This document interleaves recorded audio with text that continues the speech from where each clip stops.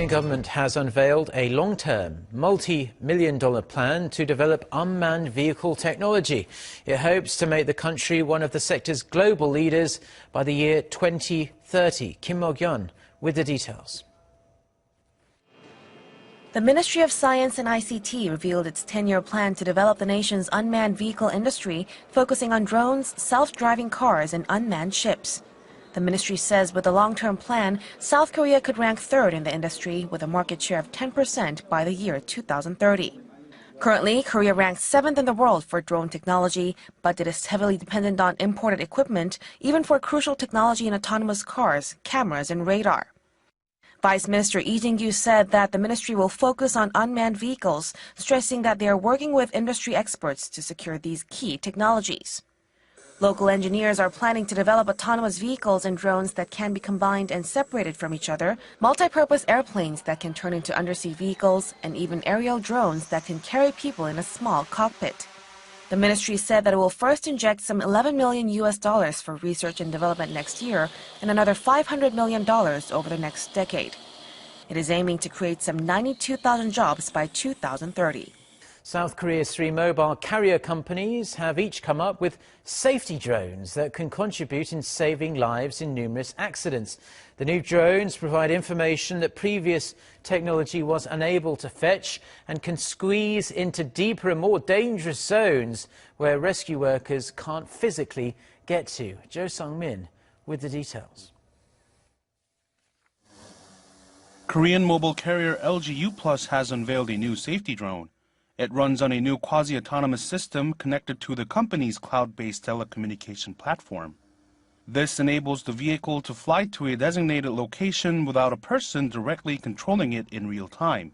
While on its way, the drone can send live visual feeds and other data directly to the smart control tower thanks to an embedded modem. One of the many specialties of the Smart Drone Control Service is that it allows us to fly and operate drones out of visible range. With its new features, the drone is expected to provide help in sectors such as logistics, transportation, and public safety. Telecom giant KT also has a new safety drone, which would be useful in areas including marine safety and combating illegal fishing. An unmanned vehicle dubbed the Skyship is designed to serve above the coastlines and the ocean. The drone carries basic first aid kits that can be delivered to rescuees from midair, and also has LTE and 5G network modules which enable it to shoot back real-time data to marine rescue bases as far away as 200 kilometers from land. SK Telecom, meanwhile, has signed a partnership with Fire Headquarters in Gangwon-do Province in November, as its new safety drones are a good fit for rescue operations in mountainous regions. The drone industry is projected to be worth more than $12 billion by 2023. With advanced telecommunication network systems making a substantial impact in rescue work, even more enhanced technologies involving robots and AI will be commercialized in the years to come.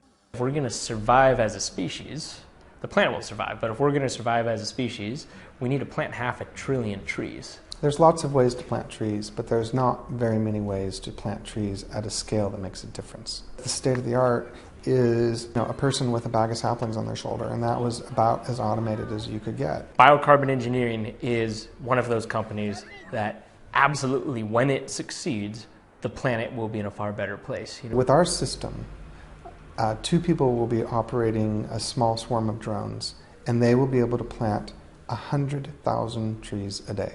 2 people.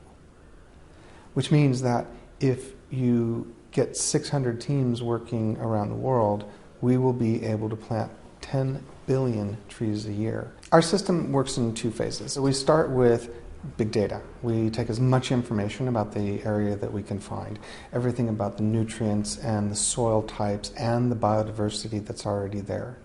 And we crunch that information through a machine learning algorithm that then matches up the right species to the right location. Then we load this map into our planting drones. These fly at 10 feet off the ground, and we have a little biodegradable seed pod that have the seeds inside that and nutrients and anything else that you need in order to ensure that those seeds germinate and grow into early trees. Anti-deforestation, preventing it, is a really important part of it. But what do you do with the 500 million hectares out there that need to be restored? They're already deforested. This isn't just one area. This is everywhere. In the American West, you have the recent forest fires, you have the beetle infestation, and all of these are leading to large swaths of dying and dead trees. And we have to get in there and start replanting those areas so that we can protect the soil cover, because that's critical for water cycles, for soil nutrient cycles. It's all interrelated, and we depend upon these healthy ecosystems. We started offering commercial contracts in January of this year. We had our first paid project in May in Australia. Since then, we have so much inbound requests for planting trees around the world that we're pretty much oversubscribed for the next year of what we can do, and we're growing. This is a for-profit business, and that's by design, because if you only go to really great NGOs, or if you rely on governments, there's not enough money in those organizations to pay for the scale of the problem. So we have to figure out how to drive private capital into the ecosystem restoration market. If you can plant 500 billion trees, the number of industries that you'll create off of that is pretty much unmatched. If you can plant 60 times what you're doing today at 5 times cheaper, then you can imagine how much restoration work that you can do in that type of an environment that you just can't do right now.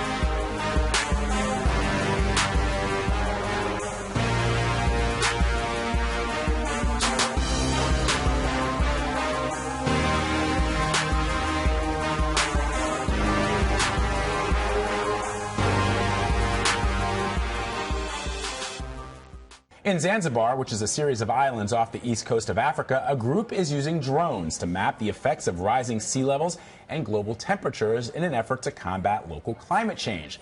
CBS News White House reporter Jacqueline Alemany recently visited the region, and she joins us now to talk about her reporting there. Welcome back. Hey, guys. Thank you. So let's talk about Zanzibar. What makes it particularly prone to the effects that we're seeing from climate change? Yeah, so Zanzibar is particularly vulnerable to climate change because the entire economy is dependent on the health and maintenance of its gorgeous and pristine ecosystem. It's dependent on tourism, agriculture, seaweed, farming. So to combat this issue, which is something that the government is thinking about on an everyday basis, as opposed to our government, which is still debating the science of climate change, the Zanzibar government piloted the Zanzibar Mapping Initiative, a public-private partnership with the World Bank, which is the largest ever small-scale drone project used to take aerial images of the entire island. So right now they've mapped a 53-mile-long stretch of island, the island of Unguja, Zanzibar's largest island. And it's important to keep in mind that this is like a very cost-effective measure for them. They have been able to update their base map of the island since 2005 because it was so expensive.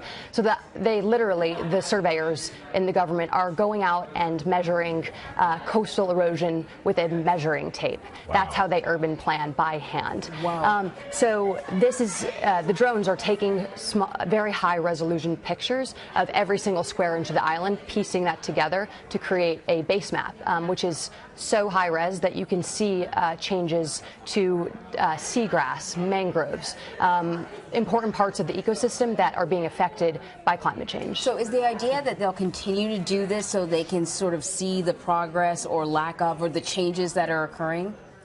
Yeah, although the first step is first for them getting the base map out, which they haven't actually gotten that out yet. It's out in November. The World Bank hasn't really sold the entire government on the value of open data just yet, but they're planning on getting this first base map out in November. So, Jackie, one of the things that you wrote about in your piece, which we found really startling, is 2.9% of Africa is mapped at a local scale compared to 87% of Europe. Also, we talk about challenges such as the national average of population growth in Tanzania, for example, is growing so rapidly they're not able to necessarily keep up with the changes that have come about, frankly, because of medical technology, medical achievement, and advances in medicine to the continent. What are some of the other challenges that they're facing? Yeah, so that's why this project is so interesting, because it is really leapfrogging that digital divide at a really cost-effective rate. So the other problems that they're facing, though, is like the inability to even do something as simple as urban plan, to plot out street lamps, which an urban planner in America would be able to do very easily. And because of that, there are entire villages that have cropped up in roadways. So as you've seen with Puerto Rico, for example, and other island nations, other small states and islands which have been completely decimated by natural disasters, Zanzibar doesn't necessarily have the capacity and the policy-making information to climate-proof their island against those sorts of things. They also have seen meteorologic changes, which has increased rainfall, so there has been massive flooding. And because these people are building up in flood zones in a very disorganized way, the government isn't able to protect people against massive flooding. I talked with a family in Sablani, a flooded village. It's been flooded every other year. Everyone always has to evacuate consistently, but they keep going back. So hopefully with this drone imagery and this information, they'll be able to just move the village somewhere else. There are, Zanzibar is an urban island, which means it's super densely populated, 1.3 million people. If they don't plan intelligently, there will be problems. It will be, as someone called it, just a settlement. But they can be more intelligent about the way that they are building up the island. You mentioned that there's some pushback from certain members of the government in Zanzibar. To me, this seems like a no-brainer. It's cheap. They're particularly dependent on or impacted by climate change. Particularly, what's the pushback? Yeah. So what's lingering with the government has been described to me as the Soviet-esque bureaucracy, which is a resistance to sharing information in general. There is this law called the National Statistics Law, which was passed by the Tanzanian government, applies to Zanzibar in 2015, which says that every single statistic published needs to be approved by the Tanzanian government. Otherwise, it's not an official statistic, and they won't recognize take forever, right? Yeah. So there is, you can feel that level of opaqueness on the island still. But there are people I spoke with, like Abu Jumbe, the Ministry of the Environment, who is such a loud proponent of this that I do believe that this information will go somewhere. It was successfully implemented in Dar es Salaam, Tanzania's capital, which is, I think, the largest growing city in Africa. Right. They created a whole open source system based after like a similar project, which the Zanzibar Mapping Initiative was actually modeled after. So they do have a track record of success. Let's talk about some of the folks that you met throughout your reporting there. Yeah. We saw those images, which are just beautiful images of showing women. In one particular example, this person named Khadija holding up the drone. This right here is great, because it's sort of like picture. Two worlds collide. Right, you even called her, she's cutting the figure of a modern Zanzibari superwoman, cape and all, flapping against the overcast horizon as she launches these drones. And you say in your piece the drones became famous. Yeah, and she became famous. She calls herself the queen of the drone, and that's what other people are calling her too now. But she's actually traveled all over the world. She went to North Carolina, she's been to Uganda, training other people on this project on how to use drones for humanitarian and various applications. But Zanzibar is a strange place because, to the eye, it seems very Western, but then it's a huge tourist. I mean, so many. I've never been as a reporter. I've only been as a tourist, essentially, because that's what most people who are from the West visit Zanzibar because it's beautiful beaches, a lot of culture. Exactly. But culturally, a woman taking on this role is pretty rare. Exactly. I spoke with a woman who has a PhD. She said she's one of 3 women on the island who has a PhD. Wow. So Khadija is one of the, I think, lucky women who has been really empowered by her family and her husband. She just got married. Sounds like it. In the piece you describe, she says that she married someone who permits her to do whatever she wants, as opposed to asking permission to do what she wants. Well, and that's what you hear a lot from, that's what I heard a lot from the women on my time in the island, that there's a lot of permission asking. So she has had the permission to be empowered, to be become a certified drone pilot. And it's opened up a lot of doors for her. She's now doing private consulting jobs. When I said bye to her, we said bye at the airport. She was actually on her way to Mwanza, a different area of Tanzania, to map a gold mine. But there are some other women who were part of the project who weren't able to take advantage of this in the way Khadija was able to, and who were taunted by their fellow villagers for taking on a men's role. Why did they choose women as opposed to men? Well, actually, there are men and women, but the women ended up being the better drone pilots. They told me that was because they are more delicate with the drone, and it requires like a women's touch. Yeah, all right. Buy that. Yeah. I guess finally, for people who may read your reporting and see this piece and wonder themselves, how are the lessons learned from this project in Zanzibar able to be extrapolated across the continent, which has significant problems? And for a lot of governments, they will say, look, climate change, I get it, but I've got to feed people. I've got to ensure that we eradicate disease. And is there a way to take... That's been part of the ongoing discussion, right? While the developed world has created all this great stuff, which includes sort of polluting the environment, polluting the world, the recipients of that, the fallout, lands on the developing world, and then we say to them, but you can't do any of the stuff that we did because it causes pollution, and they're like, hey, they say, wait, what? Yeah, it was good for you, but it was not good for us. Yeah, and I felt so much of that resentment while I was there. I know tons of people reading this article are probably like, why should I care about this? But the world was watching when the U.S. was pulling out of the Paris Climate Accord. Abu Jumbe told me that he was glued to the television set during our whole election with a sense of despair that the U.S. Obama had finally established the U.S. as like a leader in the fight against climate change, and now Trump was undoing all of that. It makes it hard for them, right, to see the United States setting the example when it comes to pollution, when it comes to recycling, and then all of a sudden saying, you know what, we're going to remove ourselves from the world stage. So what incentive does it lead these other leaders of these African countries to do the same? Exactly. And Jumbe actually traveled to the U.S. for the UN Oceans conference right after President Trump withdrew from the Paris Climate Accord. And he said that the entire room in the conference was tense when the U.S. representative got up there and said that they were committed to fighting against warming ocean waters and rising sea levels, but they were withdrawing from the Paris Climate Accord. But I think what the drone mapping initiative has successfully accomplished is this sense of autonomy, not only for people like Khadija, but that like Zanzibar can do this on their own, that African nations don't have to necessarily be dependent on international financing and the help of the United States. I had a philosopher, an Islamic philosopher, who tries to apply Islamic law to the principles of climate change, to fighting climate change.